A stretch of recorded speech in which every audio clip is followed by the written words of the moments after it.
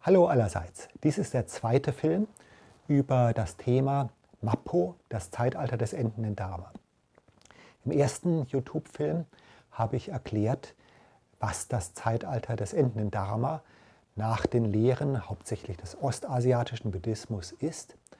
Und ich habe darauf hingewiesen, dass dieser Begriff gerade im Shin-Buddhismus eine nicht unerhebliche Rolle spielt. Zuletzt habe ich auch erwähnt, dass wir Menschen heutzutage so unsere Probleme haben mit dem Zeitalter des endenden Dharma. Auch in modernen japanischen Predigten shin-buddhistischer Priester fällt selten einmal das Wort Mappo.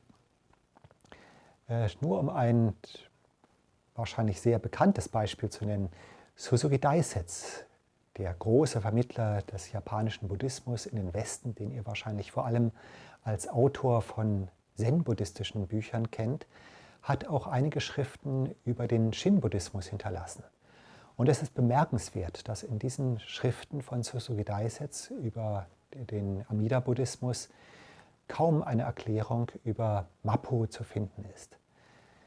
Er hat auch das Hauptwerk von Shinran, das Kyogyo Shomonrui, ins Englische übersetzt.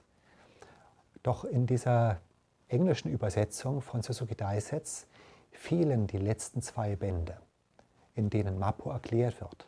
Und Suzuki Daisetsu behauptet, in den ersten 4 Bänden sei schon alles Wesentliche erklärt. Stimmt das wirklich? Kann man das Mappo-Denken einfach fortlassen? Ich möchte heute zunächst mit einer Erklärung über das Vergänglichkeitsdenken des Buddhismus beginnen. Auf Japanisch gibt es die Redensart Shogyo Mujō. Alle zusammengesetzten Dinge, alle bedingten Dinge sind unbeständig. Das ist ein sehr alter Grundsatz des Buddhismus, vielleicht einer der ältesten, und es gibt ihn auch in der alten buddhistischen Sprache auf Pali. Ich habe es mir hier notiert, da heißt es Sabbe Sankhara Anicca. Also alle zusammengesetzten Dinge, alle bedingten Dinge sind vergänglich. Ja, schon im ältesten Buddhismus haben die Mönche zum Beispiel Meditationen über die Vergänglichkeit des menschlichen Körpers betrieben. Eine besonders krasse Meditation ist die Meditation über die Betrachtung des vergehenden, des verwesenden menschlichen Körpers. Also die Mönche haben sich an einen Leichenplatz im alten Indien gesetzt und dort den menschlichen Körper bei seinem Verfall beobachtet. Zunächst nach dem Tod erkaltet der Körper, das heißt, das Feuer geht von dannen.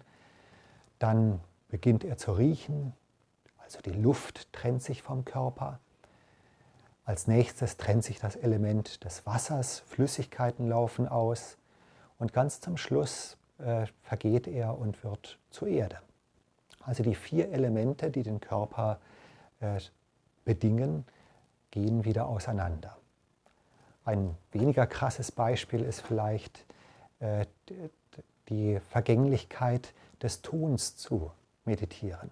Ein Ton ist abhängig von einem schwingenden Körper, zum Beispiel von einer Saite. Wenn die Saite nicht schwingt, dann verstummt auch der Ton. Also alle bedingten Dinge sind vergänglich. Nun, alles Leben auf der Erde hängt von der Sonne ab. Wenn die Sonne vergeht, wird das Leben auf der Erde auch vergehen und so weiter und so fort. Nun ist auch die Lehre des Buddha ein zusammengesetztes und ein bedingtes Ding. Die Bedingtheit erkennt man daran, dass der Buddha natürlich die Lehre nur entdecken konnte, nur finden konnte, weil er selbst Lehrer hatte, die ihn zum Beispiel in den entsprechenden Meditationen, im Yoga und so weiter unterwiesen haben. Die Zusammengesetztheit der buddhistischen Lehre erkennt man zum Beispiel am Sangha, an dem buddhistischen Orden. Der Sangha ist ein Zusammenkommen von Menschen. Alles, was zusammenkommt, wird wieder auseinandergehen. Also aus der buddhistischen Logik selbst folgt ganz streng, dass die buddhistische Lehre auf der Erde nicht ewig Bestand haben wird. Sie wird, wie alles, was bedingt ist, wieder vergehen. Wenn der Buddhismus vergänglich ist, bedeutet das nicht, dass er unwahr wird, wenn er vergeht. Die Wahrheit des Buddhismus bleibt natürlich nach wie vor bestehen. Aber der Buddhismus gerät in Vergessenheit. Ganz ähnlich denken wir übrigens in Bezug auf die Naturwissenschaft oder Technik. Natürlich hängt das Weiterbestehen von Naturwissenschaft und Technik davon ab, ob es eine Kultur gibt, die diese Naturwissenschaft und Technik lehrt und weitergeben kann. Viele Naturwissenschaftler heutzutage haben ein relativ negatives Weltbild und glauben, dass die Menschheit sich bald selbst auslöschen wird. In diesem Falle würde natürlich auch die Naturwissenschaft ihr Ende finden. Aber in der Geschichte der Menschheit hat es auch oft mal einen technologischen Rückschritt gegeben. Man denke zum Beispiel an den Übergang von Antike zum Mittelalter. Die alten Römer konnten wunderbare Straßen bauen, wozu die Menschen im Mittelalter nicht mehr imstande waren. Oder die alten Mayas konnten Kalenderberechnungen durchführen, die ihre Nachfahren nicht mehr zu Wege brachten. Also ein Rückschritt, ein Vergessen einer Tradition, wie auch des Buddhismus, ist jederzeit denkbar. An diesem Gedanken, dass der Buddhismus vergeht, ist also nichts Irrationales, auch nichts in erster Weise Religiöses. Natürlich übt der Buddhismus die Verwirklichung des Vergänglichkeitsgedankens ein. Wir sollen ihn nicht nur intellektuell aufnehmen, sondern mit dem Herzen aufnehmen. Deswegen üben die Theravada-Mönche diese Meditation der Leichenbetrachtung. Aber der Gedanke der Vergänglichkeit selbst ist nicht irrational. Wie ist das im Christentum? Im Christentum beginnt die Geschichte der Menschheit mit der Schöpfung und sie endet am jüngsten Tag. Im Katechismus der katholischen Kirche, der noch zur Amtszeit des früheren Papstes Benedikt herausgebracht worden ist, kann man auf Seite 30 lesen: Warum lehrt die Heilige Schrift die Wahrheit? Die Antwort ist, weil Gott selbst ihr Urheber ist. Und weil Gott auch der Urheber des Christentums ist er letztendlich dafür verantwortlich, dass das Christentum und mit ihm die Menschheit bis ans Ende der Tage existieren wird. Es ist also ganz deutlich, dass im Christentum die erzählte, in den religiösen Schriften erzählte Geschichte, die Heilsgeschichte, eine vollkommen andere ist als die historische Geschichte, auch die Geschichte, die die Naturwissenschaft annimmt. Ist also der Buddhismus wissenschaftlicher als das Christentum? Verträgt er sich besser mit dem wissenschaftlichen Denken? Hier muss man große Zweifel anbringen.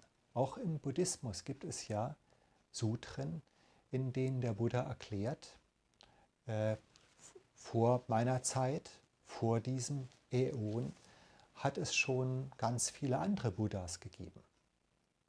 Auch das ist natürlich nicht historisch. Die Lehre vom Buddha Amida, der vor 10 Kalpas die Buddhaschaft erlangt hat, ist ganz offensichtlich keine geschichtliche Lehre. Und auch die Aussage, was 500.000 oder 10.000 Jahre nach dem Buddha sein wird, diese Prophezeiung, ist natürlich eine Lehre des Buddha. Es ist eine erzählte Geschichte und damit eben auch eine buddhistische Heilsgeschichte. Und hier haben wir das Problem des Mappo. Das Problem des Mappo ist nicht der Vergänglichkeitsgedanke, nicht die Aussage, dass der Buddhismus einmal enden wird, sondern es ist dieser heilsgeschichtliche Gedanke, die Aussagen des Buddha, dass der Buddhismus auf diese und jene Weise ein Ende finden wird. Diese Prophezeiungen über das Zeitalter des endenden Dharma selbst sind das Problem. Wir haben nun den Ort zumindest eingegrenzt, an dem unsere Kritik am Mapo-Denken oder unser Unbehagen mit dem Mapo-Denken ansetzt. Viele unserer Mitmenschen heutzutage können sich mit dem Mapo-Denken nicht mehr identifizieren. Sie lassen es weitgehend links liegen, weil es eben gerade diesen heilsgeschichtlichen Aspekt enthält. Andererseits habe ich ja letztes Mal schon erklärt, spielt das Mapo-Denken im Denken Shinrans auch eine zentrale, man kann schon sagen, tragende Rolle. Die Frage ist also, ob man so leicht darauf verzichten kann, ohne die Grundlage des Shin-Buddhismus zu zerstören. Ich denke, wir müssen uns noch viel tiefer mit dem Mapo-Denken auseinandersetzen. Gibt es nicht doch eine Interpretation des Mapo-Denkens, die es ermöglicht, uns mit unserem Weltbild, unserem modernen Denken, diesem Mapo-Denken anzuschließen, es in unser Denken gleichsam aufzunehmen? Darüber möchte ich in den nächsten Filmchen noch weiter sprechen. Für heute vielen Dank. Namo Amida Butz.